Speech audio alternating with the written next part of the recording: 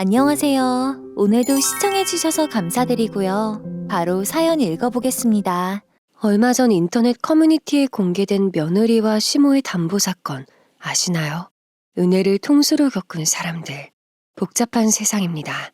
지우야, 그건 안 되겠다. 네 말대로 우리가 고부지간이긴 하지만 이 세상에 8억이나 현금으로 들고 있는 사람이 몇이나 되겠니? 그리고 내가 다 늙어서 무슨 부귀영화를 누리겠다고 투자를 해. 나는 먹고 살 것만 있으면 된다. 안녕하세요, 애청자님들. 저는 아들 하나 두고 있는 50대 후반 국밥집을 운영하는 여성입니다. 지금은 대부분의 사람들이 연애 후 결혼을 하게 되잖아요. 그러나 저와 비슷한 나이대의 사람들은 연애보다 선을 봐서 일찍 결혼하는 경우가 많았어요. 마찬가지로 저도 20대 초반이라는 어린 나이에 친정엄마의 권유로 선을 봐서 시집을 가게 되었죠. 남편은 저보다 3살이 많았고 집안 수준은 비슷한 편이었습니다. 그리고 남편은 공장에서 일을 하고 있으니 살면서 배를 골는 일은 없겠다 생각을 했었죠. 그러나 그건 한참 잘못된 생각이었습니다. 저희 부부는 시댁에서 시어머니와 함께 생활을 했어요. 덕분에 배를 골진 않아도 되었지만 저는 고된 시집살이를 당해야 했죠. 얼음장 같은 물에서 손빨래를 하는 것은 물론이고 농사일을 하시는 시어머니를 따라 매일같이 밭에 나가 일을 해야 했습니다. 예, 너는 왜 이렇게 행동이 굼뜨니? 빨리 네 남편 밥 차려주고 밭에 나가서 잡초라도 뽑고 있지 않고. 그리고 너 오늘 들어와서 이불 빨래 좀 해라. 쿰쿰한 냄새가 나서 못 살겠어. 네, 어머니. 일단 정우부터 밥 먹이고 재운을 할게요. 아까부터 배고프다고 자꾸 울어서요. 저는 정신없는 와중에 어린 아들도 살펴야 했죠. 그런데 가장 큰 문제는 남편이 월급을 제대로 가져다 주지 않는다는 것이었어요. 제가 월급은 언제 주는 거냐고 물으면 자꾸만 이 핑계 저 핑계를 대면서 미루기 바빴죠. 그러나 이게 끝이 아니었습니다. 남편은 대놓고 다른 여자 바람까지 피웠어요. 동네가 좁아서 집집마다 누가 사는지 사정이 어떤지 다 아는데 매일같이 다른 여자랑 다정하게 붙어 다녔죠. 저는 시집살이를 시키는 시어머니의 월급도 가져다 주지 않으면서 바람까지 피우는 남편을 보며 이혼 생각을 수도 없이 했던 것 같아요. 어떤 분들은 이런 저를 보면서 바로 이혼 안 하고 뭐 했냐, 미련하다 하실 수도 있을 거예요. 하지만 바로 이혼을 하지 않았던 이유가 있었어요.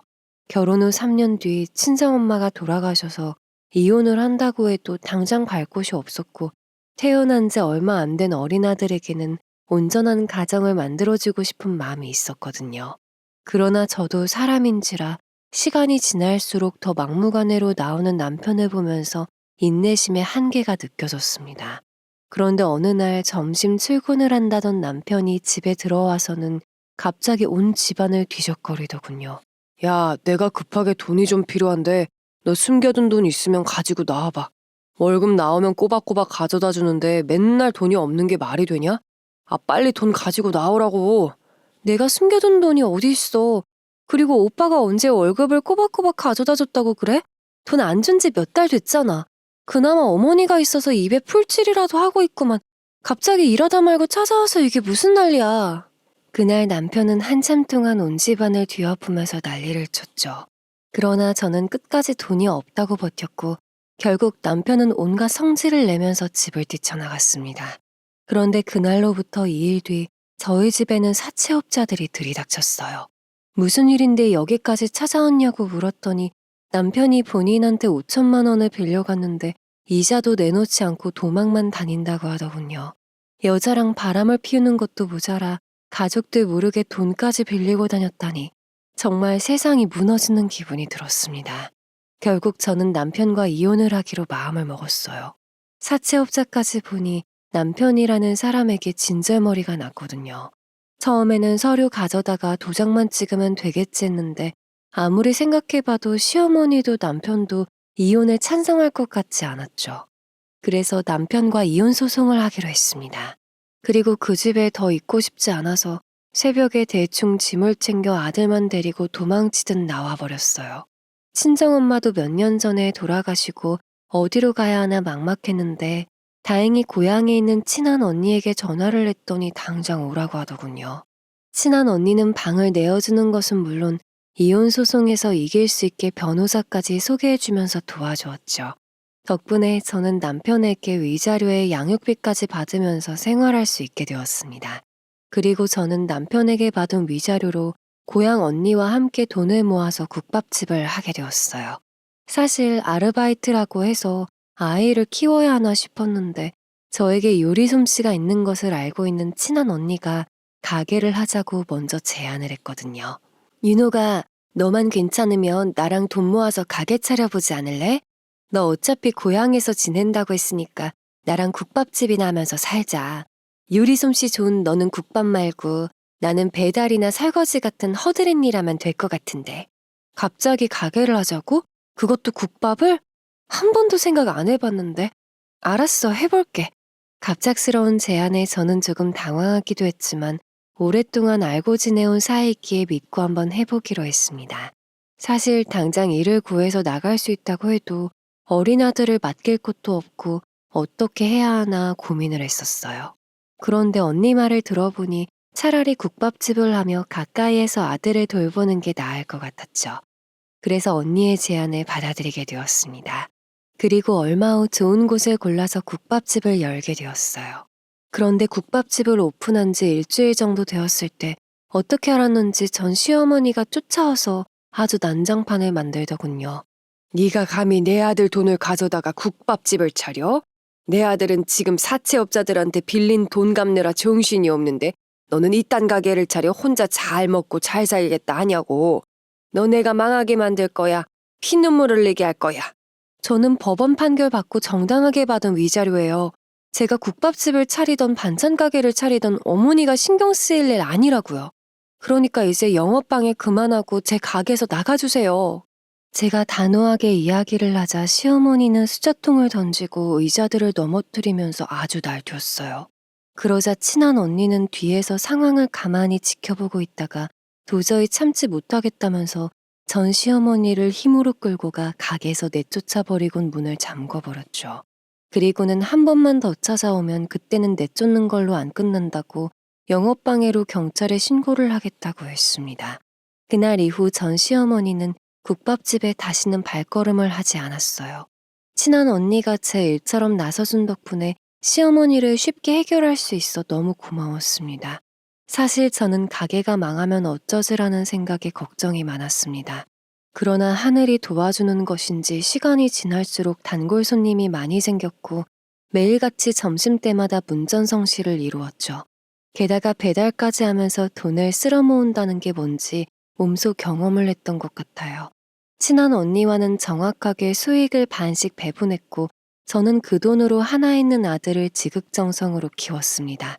덕분에 아들은 잘 자라서 이름만 들으면 알 수 있는 중소기업 경영팀에 들어가 일을 하게 되었죠.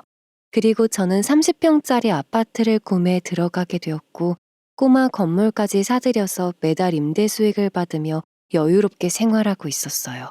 이렇게 계속 행복한 일들이 생겨나게 되니 예전과는 달리 인생이 재미있게 느껴졌던 것 같습니다. 그런데 좋은 일은 한꺼번에 온다고 하더니 그 말이 딱 맞더라고요. 아들이 29살이 되던 해에 갑자기 찾아와서 며느리가 될 사람이라며 집에 여자 한 명을 소개시킨 적이 있었습니다. 미리 연락이라도 줬으면 음식이라도 만들어 놨을 텐데 마음이 급했는지 언질 한마디 없이 와서 조금 당황했었죠. 아이고, 먹을 만한 게 없네. 우리 정우가 엉뚱한 편이라 갑자기 이렇게 일 저지르는 게 있어요. 다음번에 오면 내가 맛있는 걸로 차려줄게요. 그나저나 둘이 결혼을 하겠다고?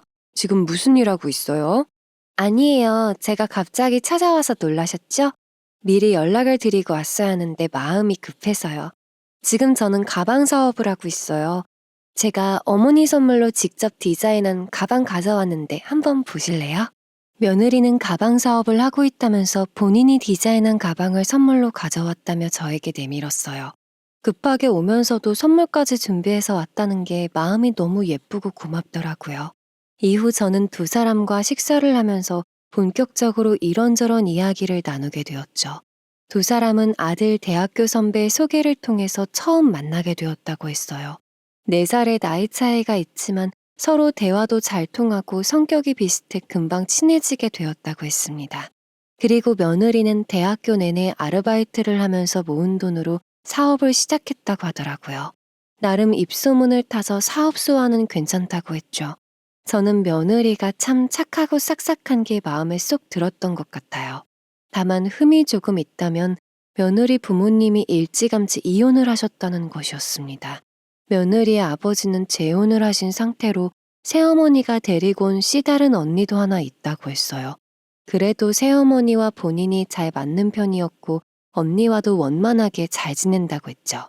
사실 며느리가 그런 가정에서 자랐다는 게 조금 놀라기는 했지만 따지고 보면 아들도 저와 둘이 살아왔기 때문에 두 사람의 결혼을 굳이 반대할 이유는 없었어요.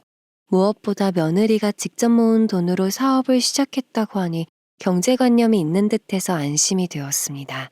그래서 저는 두 사람의 결혼을 바로 허락했어요. 아들 내외는 회사를 다녀야 하니 서울에서 신혼집을 차리게 되었죠.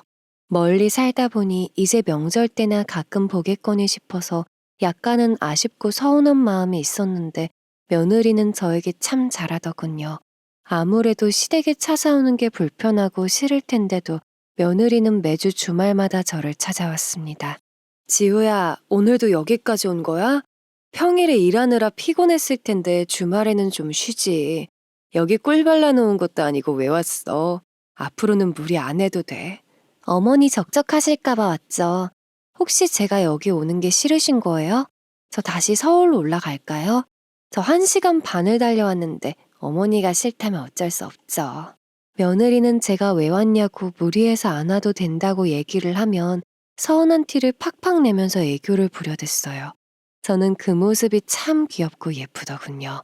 친한 언니도 저와 같이 국밥집을 하다 보니 가끔씩 며느리를 봤었는데 항상 싹싹하고 애교가 많아 예쁘다면서 엄마 미소를 지었습니다. 그리고는 집으로 돌아갈 때마다 뭐 하나라도 더 챙겨주려고 했죠. 그러면서 저에게 며느리 기가 막히게 잘 들였다고 본인은 언제 그런 사위를 얻어보냐면서 부럽다 얘기하더라고요. 무엇보다 두 사람이 결혼을 하게 되고 아들도 참 많이 바뀌었어요. 예전보다 훨씬 얼굴이 환해졌고 행복해 보였습니다. 그래서인지 어른들이 집에 사람을 잘 들여야 한다고 했던 말이 생각나더군요. 며느리가 저희 집안에 시집을 오고 나서 저도 그렇고 주변 사람들도 밝아졌고 웃는 날이 많아졌거든요. 그렇게 아들이 결혼한 지 6년이라는 시간이 지났어요. 그 사이에 저는 2살짜리 손주가 생겨 할머니가 되었죠. 그런데 그 시점에 며느리에게 힘든 일이 참 많았어요. 바깥 사돈이 치매 판정을 받고 요양원에 들어가시게 되었거든요. 며느리가 바깥 사돈을 많이 의지하고 좋아했는데 일이 그렇게 되니까 많이 힘들었는지 눈물을 자주 흘렸습니다. 그런데 악재는 겹친다는 말이 있잖아요. 하필이면 그때 며느리의 사업도 힘들어져서 힘든 시간을 보내야 했죠. 바깥 사돈이 그렇게 되신 후 며느리는 매주 요양원에 가느라 저를 자주 찾아오진 못했어요. 그런데 어느 날 평일에 며느리가 다급한 발걸음으로 국밥집에 찾아왔습니다. 어머니, 혹시 저희 회사에 8억만 투자해 주시면 안 될까요? 지분을 많이 가지고 있는 투자자가 갑자기 돈을 회수하겠다고 하네요. 제가 죽을 만큼 노력해서 높은 수익 가져가실 수 있게 할 테니 좀 도와주세요. 지우야, 그건 안 되겠다. 네 말대로 우리가 고부지간이긴 하지만 이 세상에 8억이나 현금으로 들고 있는 사람이 몇이나 되겠니? 그리고 내가 다 늙어서 무슨 부귀영화를 누리겠다고 투자를 해. 나는 먹고 살 것만 있으면 된다. 사실 며느리가 갑자기 찾아와서 돈 좀 해달라고 했을 때 겁부터 나더군요. 며느리는 돈 욕심이 전혀 없었기 때문에 6년 동안 이런 이야기를 꺼낸 적이 없었거든요. 대체 무슨 일인데 저에게 찾아와서 돈 얘기를 하나 했더니 며느리 회사에 투자를 한 투자자가 가방 사업은 수익성이 많지 않다면서 돈을 회수하겠다고 했답니다. 사실 제가 투자자 입장이라고 한다면 며느리의 가방 회사에는 투자를 안 할 것 같긴 해요. 이름값 있는 명품도 아니고 직접 디자인해서 판매한다는 것 빼고는 특별할 게 없거든요. 물론 며느리가 안정적으로 수익을 내고 있긴 하지만 투자자 말대로 수익성이 높은 편은 아니었어요. 그게 며느리가 다른 투자자를 찾는 것이 아닌 저를 찾아온 이유인 듯 했습니다. 아무래도 제가 고부사이니 정에 이끌려 투자를 결정하기 쉬울 테고 경제적으로도 여유가 있었으니까요. 며느리는 본인 회사의 규모가 크지 않기 때문에 투자자에게 돈을 돌려준다면 당장 회사 운영에 차질이 생긴다고 했죠. 그래서 지푸라기라도 잡는 심정으로 왔다고 했습니다. 그러면서 하필 그 투자자는 소액 투자자가 아닌 60%의 높은 지분을 가지고 있는 사람이라서 일이 복잡해졌다고 하더군요. 그래서 급하게 돌려줄 돈이 없는 상황이라고 했죠. 며느리는 아주 간절한 눈빛을 하고는 저에게 도와달라고 부탁을 했습니다. 네 사정은 알겠다만 공과 사는 제대로 구분해야 하지 않겠니? 요즘 시국이 좋지 않아 투자를 하는 거 위험한 것 같다. 그리고 나는 투자에 관심도 없고 할 생각도 없어. 차라리 전문 투자회사를 찾아가 보거나 투자자를 찾아보는 건 어떠니? 그래, 윤옥이 말이 맞아. 네 사정은 딱하지만 아무리 가족 사이라고 해도 그런 큰 돈을 투자하는 건 쉽지 않지. 더군다나 시기도 좋지 않고 투자는 신중히 하는 거라 부탁으로 해주고 이러는 건 아닌 것 같다. 저는 며느리의 부탁을 딱 잘라서 안 된다고 이야기했어요. 그랬더니 며느리는 크게 실망한 표정을 하곤 제 뜻을 잘 알겠다는 후 밖으로 나갔죠. 시청자분들께서는 그래도 며느리인데 좀 도와주지 하는 생각도 하실 거예요. 물론 저도 며느리에게 연이어 악재가 겹쳤다는 게 참 안타깝고 마음이 아팠지만 가족일수록 확실하게 해야 한다는 생각이 들었습니다. 나중에 문제라도 생기게 되면 며느리에 대한 원망과 후회가 생기지 않겠어요? 그리고 돈 문제로 가족 사이가 쉽게 틀어지는 경우도 봤기 때문에 어쩔 수 없는 선택이었어요. 그래서 칼같이 거절을 할 수밖에 없었죠. 친한 언니도 가족일수록 돈 문제는 확실하게 해야 한다면서 잘했다고 했습니다. 그런데 다음 날이 되었을 때 아침 일찍부터 안사돈과 사돈처녀가 제가 운영하는 국밥집으로 찾아왔어요. 지금까지 사돈이 국밥집에 찾아온 일은 한 번도 없었기에 저로서는 조금 당황스러웠죠. 두 사람은 자리에 앉기가 무섭게 저에게 투자금 얘기를 꺼내기 시작했습니다. 전날에 며느리가 찾아와서 저에게 돈 부탁했다는 것을 들었다고 시어머니로서 좀 도와주시면 안 되겠냐고 했어요. 돈이 있었으면 고민 없이 딸에게 투자를 했을 텐데 바깥 사돈이 요양원에 들어가신 후 경제적인 여유가 없다면서요. 그렇게 부탁할 곳이 없어 염치불구하고 왔다고 했죠. 다른 사람도 아니고 세상에서 제일 어려운 사이라는 사돈이 찾아와 부탁을 하는데 저는 이 일을 어떻게 해야 할지 머릿속이 복잡해졌습니다. 그러나 옆에서 같이 이야기를 듣고 있던 친한 언니는 뭘 그렇게 고민을 하냐고 하더니 사돈에게 한마디 하더군요. 제가 대화에 불쑥 끼어드는 것이 실례인 줄은 알지만 윤옥이랑 가까운 사이니 한마디 하겠습니다. 사돈한테 투자를 부탁하시는 건 아닌 것 같아요. 무슨 일이 생길지 모르는데 돈 거래는 가족 간에도 안 하는 게 맞잖아요. 네, 사돈. 저도 며느리 사정만 생각하면 100번이고 투자해주고 싶죠. 부모 자식 간에도 돈 거래는 안 하는 게 좋다고 하잖아요. 괜히 투자해줬다가 나중에 문제라도 생기면 사이만 어색해지고 불편하지 않겠어요? 저는 다시 한번 투자를 거절했죠. 그러나 안사돈은 저에게 한 번만 도와달라면서 간절하게 빌었습니다. 본인 피가 섞인 딸은 아니지만 친딸처럼 생각하고 가슴으로 키운 아이라면서 바깥 사돈 일 겪고 회사 일까지 터져서 괴로워하는 모습을 보는 게 힘들다고 했죠. 그러면서 경제적 능력 있는 제가 도와준다면 평생 은인으로 생각하겠다 했어요. 그렇게 두 사람은 저에게 투자 부탁을 하고 갔습니다. 그런데 끝내 거절을 하고 사돈을 보내니까 괜히 마음 한구석이 불편하더군요. 사돈까지 국밥집에 찾아와 부탁을 할 정도로 상황이 꽤 심각한 건가 싶기도 했죠. 그래서 아들에게 전화를 해서 물어보게 되었어요. 아들, 엄마가 물어볼 게 있어서 전화했어. 혹시 지호 회사에 투자자가 빠진다고 하던데 얼마나 심각한 상황인 거야? 오늘 아침에 사돈까지 오셔서 부탁을 하는데 많이 심각한 건가 걱정이 되어서. 그게 이번에 투자금 문제가 해결되지 않으면 회사 부도가 날 수도 있대. 그래서 나도 골치가 아픈 상황이야. 돈이 있으면 도와줄 텐데 나는 월급쟁이니까 그만한 돈이 없잖아. 그래서 이 일을 어떻게 해야 할지 모르겠어. 아들은 며느리가 회사 문제 때문에 요즘 밥도 안 먹고 많이 힘들어한다면서 좀 도와주면 안 되겠냐는 식으로 이야기를 했어요. 사실 아들까지 간절하게 부탁을 하니까 투자는 안 된다 생각하면서도 마음이 흔들렸죠. 돈 거래는 부모 자식 간에도 하는 게 아니라지만 엄마의 마음은 다르잖아요. 그래서 저는 고민 끝에 나중에 아들에게 물려줘야겠다 생각하고 있던 꼬마 건물을 팔아서 며느리를 도와주기로 했습니다. 물론 친한 언니는 끝까지 요즘 시기에 무슨 투자냐고, 아무리 애들이 안쓰러워도 그렇지 건물까지 팔아 도와주는 게 말이 되냐면서 말렸죠. 그러나 저는 아들 부부를 모른 척할 수가 없었어요. 다만 공짜로 투자해 줄 수는 없으니 안전장치는 미리 마련해 놓기로 했습니다. 저는 며느리와 투자 계약서도 쓰고 만일의 사태에 대비해서 새어머니와 씨다른 언니가 살고 있는 아파트를 담보 잡기로 했어요. 며느리도 상황이 급하니까 처음에는 무슨 조건이든 다 받아들이겠다고 했죠. 그러나 사도는 제가 아파트 담보를 잡겠다고 이야기를 하자 눈이 돌아가서는 어떻게든 빠져나가려고 발버둥을 쳤습니다. 아니, 왜 회사를 살리는데 저희가 살고 있는 집까지 담보를 잡아야 합니까? 가족끼리 이건 아니죠. 시어머니가 되어서 우리 딸 좋은 마음으로 도와줄 수 있는 거 아니에요? 딸처럼 생각하겠다면서요. 그럼 투자고 뭐고 하지 말까요? 100만 원도 아니고 8억이에요, 8억. 작은 돈도 아닌데 투자라면서 저도 안전장치는 마련해 놓아야죠. 세상에 마음대로 되는 것도 아니고 일이 어떻게 될지 누가 합니까? 그러나 사도는 집담보는 죽었다 깨나도 안 된다고 했어요. 그렇지만 저도 이 문제는 그냥 넘어갈 수 없었죠.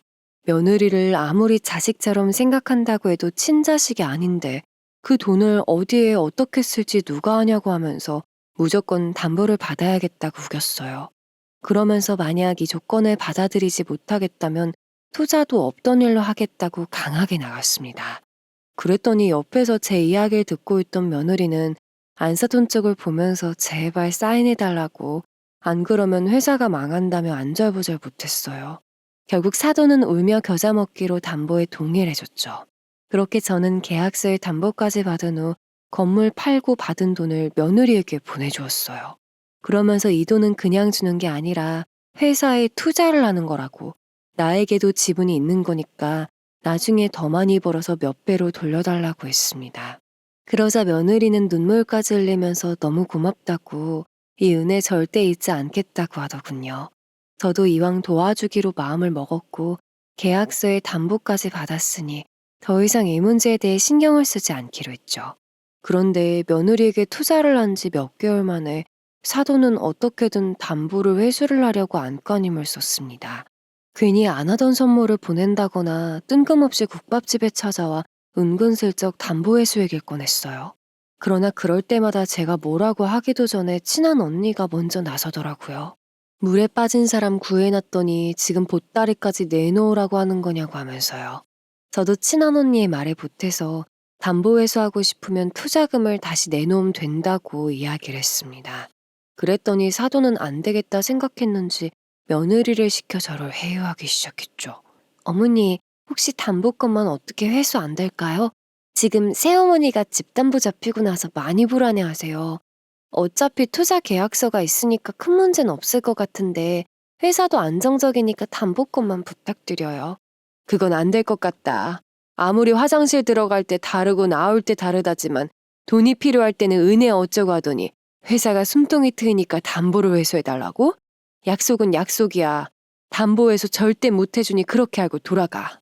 며느리는 끝까지 담보건만 회수를 해달라고 부탁했어요. 안사돈이 집 담보 잡히고 나서 많이 힘들어한다고, 혹시라도 회사가 망하거나 문제가 생기면 사돈한테 집을 빼앗기고 거리에 나앉게 되는 거 아니냐고 했다더군요.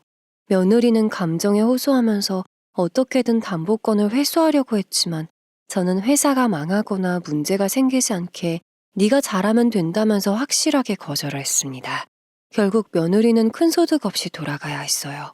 그래도 며느리는 담보건 회수는 못했어도 회사의 문제가 해결이 되었는지 얼굴이 많이 좋아진 듯 보였죠. 회사에 투자금 문제가 생겼을 때는 정말 세상의 짐은 다 짊어진 듯이 얼굴에 그늘이 져서 걱정이 되었었거든요. 그나마 다행이라고 생각을 했습니다. 그러나 악재는 끝이 아니었어요.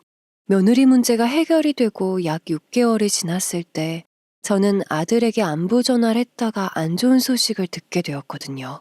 아들 잘 지내고 있어? 우리 재웅이도 잘 크고 있지? 그런데 우리 아들 왜 이렇게 목소리에 힘이 없어? 혹시 집에 무슨 일 있는 거야? 대체 무슨 일인데 그래? 엄마한테 다 얘기해봐. 그게 내가 얼마 전에 회사에서 권고사직을 당했어. 현시국 때문에 회사 운영이 어려워져서 직원들의 수를 줄이고 있다고 하면서 나가라고 하더라고. 최대한 버텨보려고 했는데 결국에는 못 버티고 나와버렸네. 저는 예상치 못한 아들의 소식에 놀라서 할 말을 잃어버렸어요. 한창 회사에서 일하고 뛰어야 할 젊은 나이에 권고사직이라뇨. 정말 믿을 수가 없었습니다. 갑작스러운 일에 저도 놀랐지만 혹시나 며느리가 구박이라도 하지 않을까 걱정부터 되었던 것 같아요. 물론 그런 짓을 할 만한 사람이 아니라는 것을 알고 있지만 안 좋은 일을 계속 겪다 보면 사람이 예민해질 수가 있잖아요. 그러다 보면 본인은 그럴 생각이 아니었음에도 말이 강하게 나간다거나 아무것도 하지 않는 아들이 미워질 수도 있다고 생각했습니다. 저는 아들의 이야기를 듣고 난 후 걱정이 되어 며느리와 따로 통화를 했어요. 그래도 다행히 며느리는 어차피 본인이 돈을 벌고 있으니 먹고 사는데 문제가 없다면서 괜찮다고 하더군요. 게다가 저희 아들은 능력이 있으니까 금방 재취업이 될 거라면서 오히려 저를 걱정해 주었습니다. 저는 아들의 문제를 아무렇지 않은 듯 받아들이고 이해해주는 며느리가 너무 고마웠어요. 그러나 권고사직을 당해 회사를 그만두게 되었다는 아들이 자꾸 신경 쓰이더군요. 또 며느리가 당분간 혼자 가정을 책임져야 하니까 미안한 마음도 있었습니다. 그래서 저는 아들 부부가 좋아하는 음식들을 만들어서 집에 찾아가게 되었어요. 오랜만에 다 같이 모여 고기라도 구워 먹으면서 저녁 식사를 해야겠다는 생각을 하고 갔죠. 엄마가 연락도 없이 여기까지 웬일이에요? 짐이 많으시면 저한테 연락을 하시죠. 제가 내려가서 같이 들고 와도 됐는데 이렇게 무거운 것들 무리해서 들고 오시다가 다치기라도 하면 어쩌려고 그래요? 아니다. 국밥집 하는 사람이 맨날 무거운 뚝배기 들고 다니는데 이 정도 무게는 거뜬하지. 그나저나 집이 왜 이렇게 썰렁하냐? 지금 너랑 재용이밖에 없는 거야? 그런데 막상 집에 도착해보니 아들과 손주만 있더라고요. 게다가 아들은 회사를 그만두고 재취업 준비를 하게 되면서 완전히 전업주부로 지내는 듯 보였어요.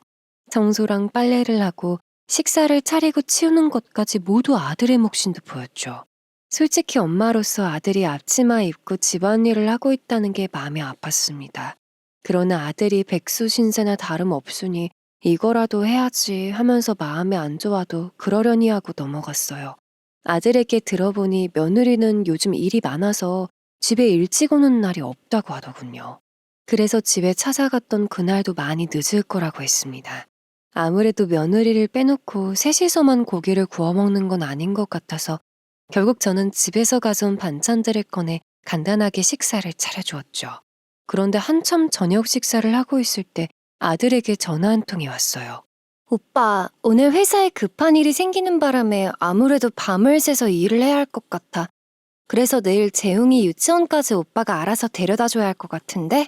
오늘도 안 들어온다고? 재웅이는 내가 알아서 할 테니까 일해. 전화기 통해서 흘러나오는 소리를 들어보니 며느리는 집에 못 들어오니까 손주 유치원에는 알아서 데려다 주면 된다는 식으로 통보를 하는 듯 보였습니다. 아들은 워낙 자주 있는 일인 듯 그러려니 하는 듯한 느낌이었죠. 손주도 엄마가 옆에 없는 게 익숙한 듯 찾지도 않더라고요. 아들, 너 취업은 어떻게 되고 있는 거야? 이력서 내고 면접은 보고 있는 거야? 빨리 취업을 해야지. 현 시국이 좋지 않아서 아직까지는 직원을 구하는 곳이 많진 않네. 그래도 계속 취업 공고 사이트 뒤적이고 있고 이력서 내고 있으니까 금방 연락이 올 테니 걱정하지 마요. 저는 젊은 나이에 전업주부 역할만 하고 있는 아들을 보면서 한숨부터 나왔습니다. 아들도 제가 걱정하는 게 무엇인지 잘 알고 있으니 이리저리 눈치만 보는 게 느껴졌어요. 그래서인지 며칠 전에 아는 선배에게도 취업 자리를 부탁해 놓았다면서 이력서 확인해보고 금방 연락을 주기로 했다고 저를 달래기 시작했죠. 여러 가지로 정말 답답한 상황이었지만 그래도 능력 있는 아이니 이 위기를 넘어 좋은 결과가 있을 거라 생각하기로 했습니다. 그런데 손주 밥을 다 먹이고 아들까지 식사를 마치고 보니 며느리는 저녁을 먹었나 싶더라고요. 그래서 어차피 아들 집과 며느리가 사용하는 사무실이 가까우니 이참에 간단하게 도시락을 만들어서 가져다 주고 가면 되겠다 싶었죠. 그래서 아들 집에서 도시락통을 찾아 간단하게 샌드위치를 만들기 시작했습니다. 처음에 아들은 제가 부엌에서 뭘 하고 있는지 신경도 안 쓰더군요. 그러다가 도시락이 완성될 때쯤에 슬쩍 다가와서는 갑자기 도시락을 왜 싸는 거냐고 물었죠.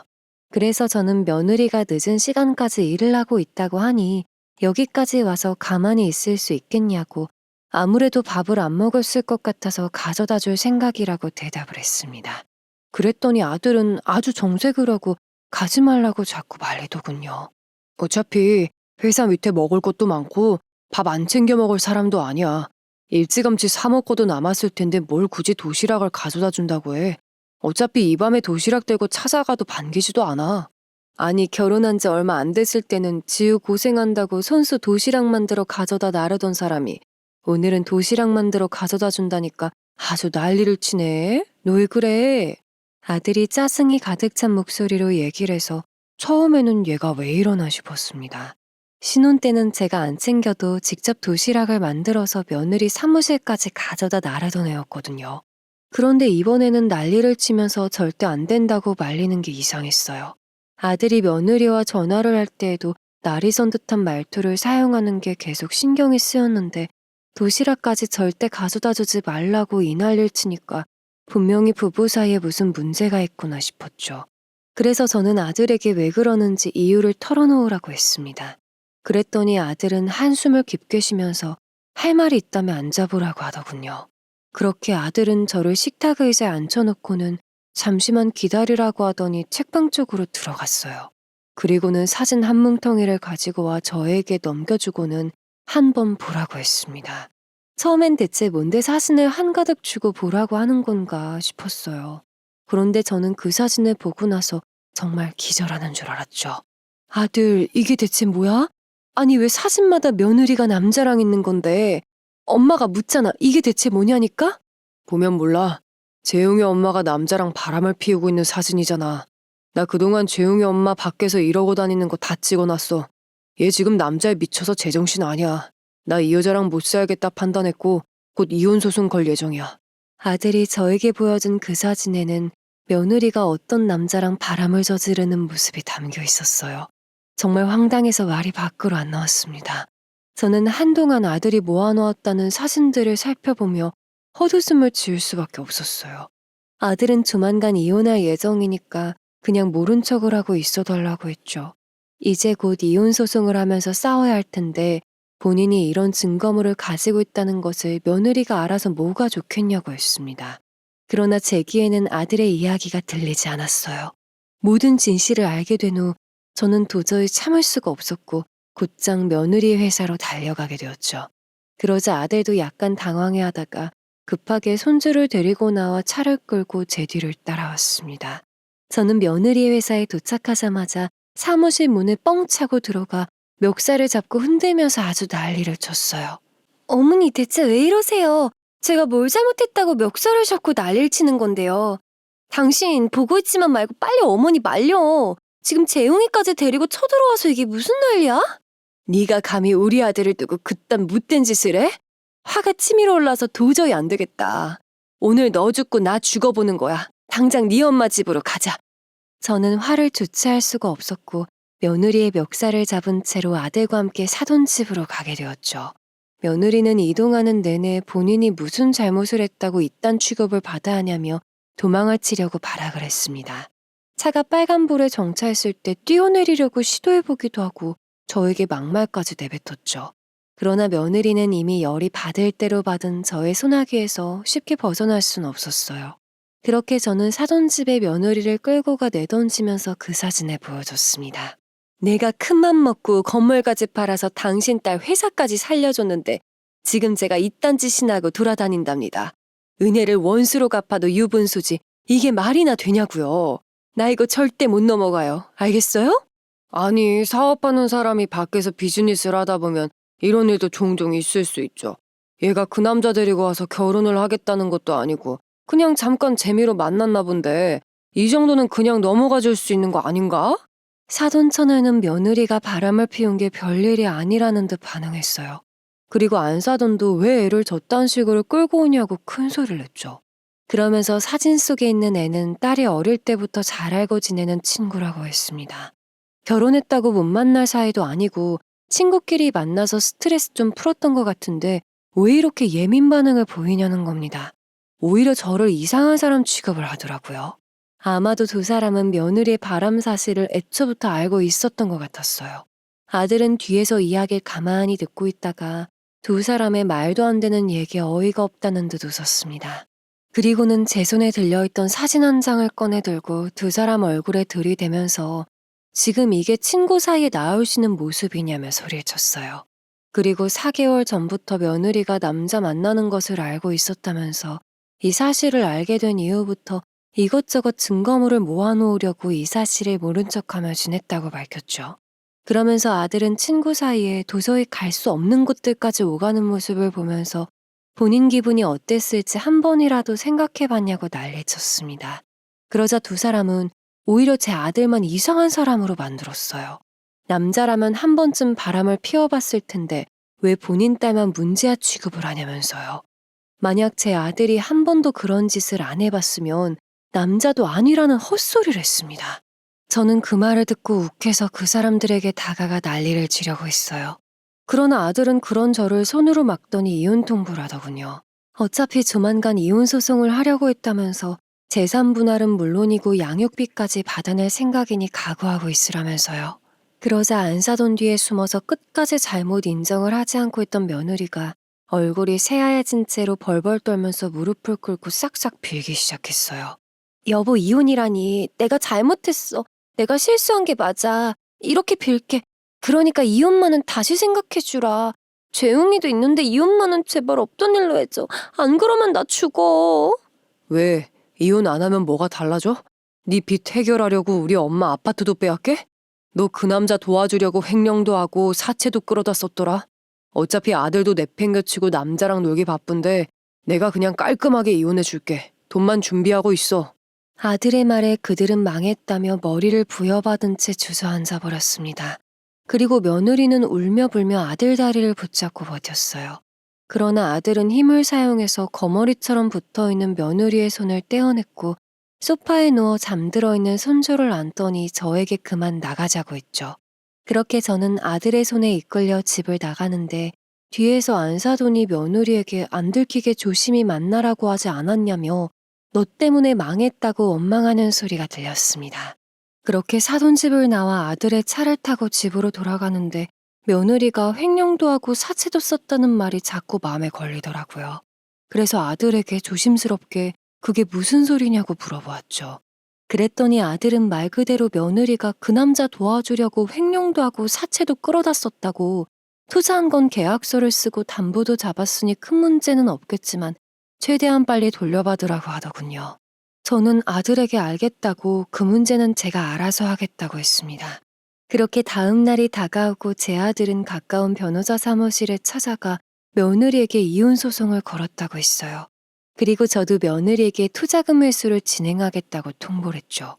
그랬더니 몇 시간 후 며느리는 다급하게 국밥집에 찾아왔습니다. 그러면서 사정을 털어놓고 두 손 모아 애걸복걸 부탁을 하기 시작했죠. 어머니, 죄송하지만 지금 당장 회수를 해줄 돈이 없어서요.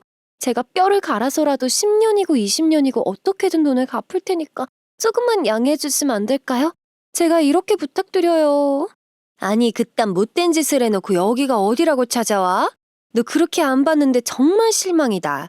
어떻게 우리 정우 놔두고 다른 남자랑 그딴 짓을 할 수 있어? 그래놓고 뭐? 양해를 해달라고?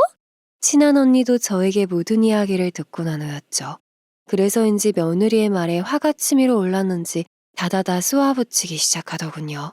그러자 며느리는 제 앞에 무릎을 꿇고 사채도 3억이나 되어 당장 그거 갚는데도 정신이 없다고 하면서 살려달라고 싹싹 빌기 시작했습니다. 하지만 저는 더 듣고 싶지 않아서 며느리한테 당장 가게에서 나가라고 소리를 쳤죠. 그러나 며느리는 저를 붙잡더니 한 번만 본인 사정을 좀 들어달라며 눈물을 흘렸어요. 아무래도 며느리가 순순히 가게 밖으로 나갈 것 같지가 않았고 대체 무슨 말을 하려는 건진 몰라도 드러나 보자 싶어 일단 할 말 있으면 하라고 했습니다. 그게 만났던 그 사람은 제가 고등학생 때부터 좋아하던 사람인데 가난한 집안 자식이다 보니 새어머니가 돈 있는 집에 시집을 가라면서 크게 반대를 했어요. 저는 새어머니 말을 무시할 수가 없었고요. 그래서 그랬어요. 그게 정당한 이유가 된다고 생각해? 네가 고등학생 때부터 좋아하던 사람을 안 사더니 반대를 해서 그걸 무시할 수가 없었고 그래서 우리 아들을 만나 결혼을 했다는 거야? 저는 우리 아들도 며느리에게 제대로 속았다는 생각에 화가 치밀어 올랐고 당장 나가라고 하면서 며느리를 내보내려 했어요. 그러나 며느리는 제발 끝까지 들어달라고 제발 부탁한다고 하면서 이야기를 이어나갔죠. 그런데 저는 며느리의 이야기를 끝까지 듣고 나서 황당함에 한동안 말을 이어나갈 수 없었습니다. 옆에서 같이 이야기를 듣던 친한 언니도 마찬가지였어요. 이 모든 일은 안 사돈 한 명 때문에 일어나게 된 것이었거든요. 바람을 저지른 사람은 며느리가 고등학교 때부터 좋아하고 쫓아다니던 사람이었는데 돈이 없는 집안에서 자라 부모까지 먹여 살려야 했던 사람이었다고 했죠. 그래서 처음에 그 남자는 본인 사정이 좋지 않으니 며느리를 피해 다녔다고 했습니다. 그러나 생각처럼 마음대로 안 됐고 결국 둘이 만나 결혼까지 약속을 했는데 안사돈이 크게 반대를 했다고 해요. 그 남자가 천지가 개벽을 해서 성공을 해 부자가 되면 모를까 그냥 돈 있는 집안에 시집을 가라고 우겼다 했죠. 그리고 며느리는 그 말도 안 되는 말을 따를 수밖에 없었다고 했습니다. 왜냐하면 며느리는 안사돈의 친딸이 아니었기 때문이었다고 해요. 어릴 때부터 안사돈과 사돈처녀는 바깥사돈이 보지 않는 곳에서 가스라이팅을 하고 구박을 했다고 했죠. 그리고 며느리는 두 것들의 말에 꼼짝을 못했기 때문에 돈이 많은 집의 아들이라는 말을 듣고 소개를 받게 되어 만났다 했습니다. 이후 며느리는 제 아들을 좋아하는 척 사랑하는 척 연기하면서 저희 집에 시집을 왔던 것이었고 아들 몰래 그 남자를 몇 년간 계속 만나왔다고 해요. 그리고 사랑하지 않는 아들의 아이를 낳게 된 것도 두 것들이 계속 재촉을 했기 때문이었다고 했죠. 두 사람은 계속 결혼 생활 유지를 하고 나중에 저에게서 유산을 한몫되어 오려면 그 집 손주를 낳아줘야 한다고 했다더군요. 그래서 며느리는 두 것들의 말 때문에 아들을 낳게 되었지만 전혀 기쁘지 않았다고 했습니다. 그래서 지금 네 말은 돈 때문에 우리 집에 시집을 오고 아들과 나를 감쪽같이 속여왔다는 거네? 두 것들 말 한마디에 좌지우지 되어서 그 남자를 편하게 만나려고 이딴 짓을 했다는 거 아니야 지금? 그러니까 이거 완전 사기 결혼 아니야? 돈 때문에 모두를 속이고 애까지 낳았다고? 이 집 안 사람들 다 제정신 아니야. 너 남의 눈에서 피눈물 빼면 나중에 천벌받아. 어디 하늘 무서운 줄 모르고 이딴 짓을 해? 며느리가 털어놓은 결혼의 진실을 듣고 화가 났습니다. 귀하게 키운 제 아들이 아무것도 모르고 백녀우 말에 홀려 사기 결혼을 당한 거잖아요. 그런데 저희가 알아야 할 진실은 이게 끝이 아니더라고요. 두 것들은 바깥사돈이 치매 판정을 받아 요양원에 들어간 후로부터 아주 막무가내로 나왔다고 했습니다. 그동안 며느리가 벌어온 돈으로 백화점이나 다니면서 놀고 먹으며 생활을 했다고 했어요. 이뿐만 아니라 며느리 카드를 빼앗아가서 생활비라는 명목으로 펑펑 긁어댔다고 했죠. 아무리 배 아파 낳은 자식이 아니라고 하지만 평생을 키우면서 정이라는 게 생겼을 텐데 어떻게 가슴으로 낳은 딸을 이딴 식으로 대면할 수가 있는 것인지 이해가 되지 않았습니다. 저는 모든 게 혼란스럽고 화가 났지만 가까스로 정신줄을 붙잡고 그럼 횡령이랑 사채는 두 것들 때문에 쓰게 된 거냐고 물었어요. 그런데 그건 또 다른 문제였더라고요. 사실 천지개벽하면 그 남자랑 행복할 수 있다는 생각에 성공을 하도록 도와주려고 돈을 가져다 줬어요. 그런데 새어머니가 버는 족족 돈을 빼앗아 가니까 할 수 없이 투자받은 돈을 횡령해서 도와줄 수밖에 없었고요.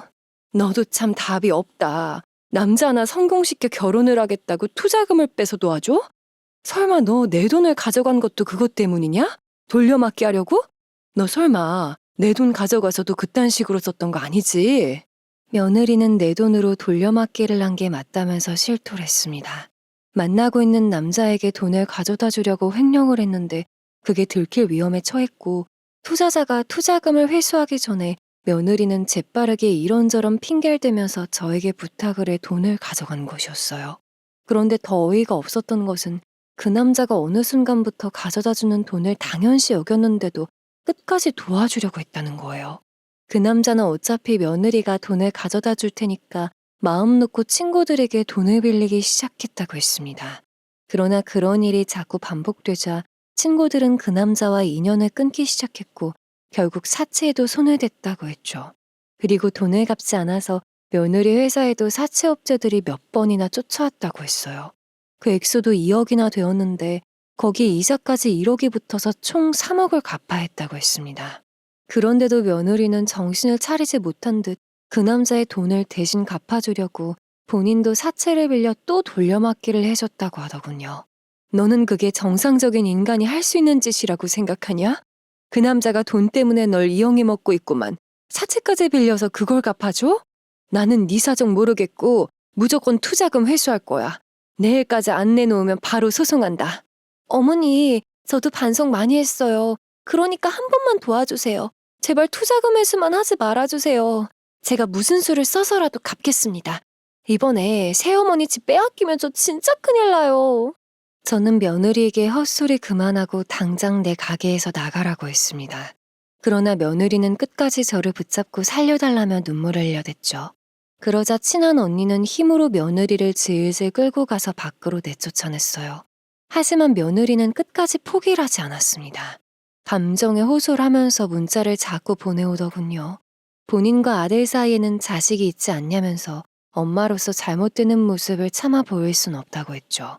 그러면서 본인이 죽을 죄를 지은 것을 잘 알고 있으니 한 번만 도와달라고 했습니다. 제발 투자금 회수 기간만 미뤄달라고 했죠. 그러나 저는 그 문자를 끝까지 무시했어요. 아무리 봐도 며느리가 돌려줄 돈이 없다는 식으로 나오니까 그냥 멍하니 앉아서 기다리고 있으면 안 되겠다 싶더라고요. 그래서 저는 곧장 국밥집 주변에 있는 변호사 사무실에 찾아가 며느리를 사기죄로 고소하게 되었습니다. 그런데 며느리를 고소한 지 얼마 되지 않아서 담보로 아파트가 빼앗길 것을 염려했는지 안사돈과 사돈처녀가 국밥집에 찾아왔더군요. 솔직히 저나 친한 언니나 두 것들 얼굴을 보자마자 열이 받아서 머리채부터 잡으려 했죠. 그러나 두 것들은 들어오자마자 곧장 무릎을 꿇고 살려달라고 빌었습니다. 사돈, 저희 딸을 사기죄로 고소하셨던데 혹시 담보 잡은 거 가져가시려는 거 아니죠? 그건 애 아빠가 저한테 유일하게 남겨준 재산이에요. 그래서 말인데 그거 담보 회수 안 하시면 안 되나요? 네, 사돈 어른. 아파트 빼앗아 가시면 저희 오갈 곳이 없어요. 길거리에 그대로 나앉아 한다고요. 그러니까 투자금은 지우 걔한테 받으시고 빼앗아 가지만 말아주세요. 부탁드려요, 제발. 이 두 것들 정말 대단하다 싶었어요. 사실 저는 국밥집에 찾아왔을 때 무릎을 꿇길래 그래도 딸이라고 용서해달라며 빌지 않을까는 생각도 있었습니다. 그러나 완벽하게 제 예상을 빗나갔죠. 친한 언니도 어이가 없었는지 헛웃음을 짓다가 결국 참지 못하고 두 것들에게 대놓고 한 소리 하더라고요. 아무리 피부치가 아니어도 그렇지 어떻게 가족이 소송을 당했다는데 본인들부터 살겠다는 그딴 소리를 내뱉을 수가 있어요? 들어보니까 지유가 사업하면서 당신을 먹여 살린 것 같던데 진짜 양심도 없네. 사람은 다 이기적이라고 하지만 배 아파 낳은 자식이 아니라고 해도 이딴 식으로 행동하면 안 되지. 당신 같은 사람들 때문에 이 세상에 있는 착한 계모, 씨다른 가족들이 다 막말을 먹는 거야. 저는 더 이상 들을 말도 듣고 싶은 말도 없어서 두 것들을 가게에서 쫓아내려고 했습니다. 그런데 그 두 것들은 저를 끝까지 물고 늘어지더군요. 절대 아파트만은 빼앗길 수 없다면서 며느리 때문에 생긴 일이니까 걔한테 직접 가서 받으라는 헛소리를 했죠. 아무리 재혼 가정이라고 해도 그렇지 엄마라는 사람이 어떻게 이럴 수 있는 것인지 황당했습니다. 저는 당연히 칼같이 거절을 했어요. 며느리와 작성한 계약서가 있으니 투자금 회수가 안 되면 조만간 담보로 잡은 아파트를 가지고 올 거라고 통보했죠. 그러자 사돈처녀는 그건 안 된다고 두 손 모아 싹싹 빌었습니다. 일가 친척도 없고 그 집이 없으면 정말 갈 곳이 없다면서 살려달라고 하더군요. 그러나 저는 당장 내 가게에서 나가라고 큰 소리를 쳤고 제 말에 친한 언니도 보탰습니다. 하지만 두 것들은 아무리 끌어내려고 해도 버티고 일어나지 않았고 저는 경찰을 부르게 되었어요. 결국 경찰이 오자 두 사람은 국밥집에서 쫓겨나듯이 나갈 수밖에 없었죠. 두 것들이 그런 식으로 나오는 모습을 보면서 지난번에 며느리가 투자를 해달라고 했을 때 아무 조건 없이 그냥 돈을 건넸으면 큰일이 났겠다 싶어 아찔하더라고요. 그래도 다행히 저는 친한 언니의 도움으로 끝까지 담보를 잡고 계약서를 썼기 때문에 돈을 돌려받지 못할 위험은 없었습니다. 그런데 소송이 한창 진행 중인 상황에서 며느리는 마지막까지 지푸라기라도 잡고 싶었는지 전화를 한 통 해오더군요. 처음에는 보나마나 할 말은 뻔하지 싶어서 전화를 안 받았죠. 하지만 며느리는 제가 아예 휴대폰을 꺼놓으니 가게로 전화를 걸어왔습니다. 어머니, 저 마지막으로 부탁드리려고 연락드렸어요. 한 번만 도와주시면 안 될까요? 안 갚겠다는 게 아니라 조금씩 매달 보내드릴게요. 대신 시간 여유만 좀 주세요. 어머니, 그 정도는 해주실 수 있잖아요. 아니, 나는 이해 못해. 아들과 나를 감쪽같이 속이고 사기 결혼까지 했는데 그걸 어떻게 이해하니? 만약 네가 돈을 못 갚으면 안사돈이 살고 있는 아파트 그거라도 가져올 거야. 그러니까 그 집 빨리 비워두라고 해. 제가 담보회수를 하겠다고 하자 며느리는 울먹거리기 시작했어요. 그 두 것들은 소장이 날아오자마자 불똥이 튈까봐 본인 전화를 일체 받지 않고 있다고 하더군요. 게다가 두 것들이 집으로 찾아가도 비밀번호를 바꿨는지 열리지도 않고 문도 안 열어주고 있다고 했습니다. 그러면서 본인에게 지금 믿을 구석은 저 하나밖에 없다면서 제발 한 번만 도와달라고 빌고 또 빌었어요. 그러나 저는 더 들을 필요가 없을 것 같았고 그대로 전화를 끊어버렸습니다. 그런데 나중에 들어보니 며느리는 아들에게도 같은 전화를 했다고 하더군요. 그러나 아들은 그냥 투자금 얘기가 나오자마자 바로 전화를 끊어버렸다고 해요. 정말 지푸라기라도 잡는 심정으로 연락했던 것인지 그날 이후 저나 아들이나 며느리에게서 연락을 받거나 하진 않았습니다. 그리고 몇 달 후 며느리는 이혼을 당하게 되었고 아들은 재산 분할로 집을 받아온 것은 물론 양육비를 꼬박꼬박 받을 수 있게 되었어요. 그리고 저는 예정대로 소송을 통해 담보로 잡은 아파트를 가져오게 되었죠. 당연히 두 것들은 아파트를 회수하는 과정에서 본인 집은 건들지 말라며 발악을 했습니다. 하지만 저는 판결을 받고 정당하게 가져오는 것이니 그들의 행동을 무시하고 법대로 처리를 했죠.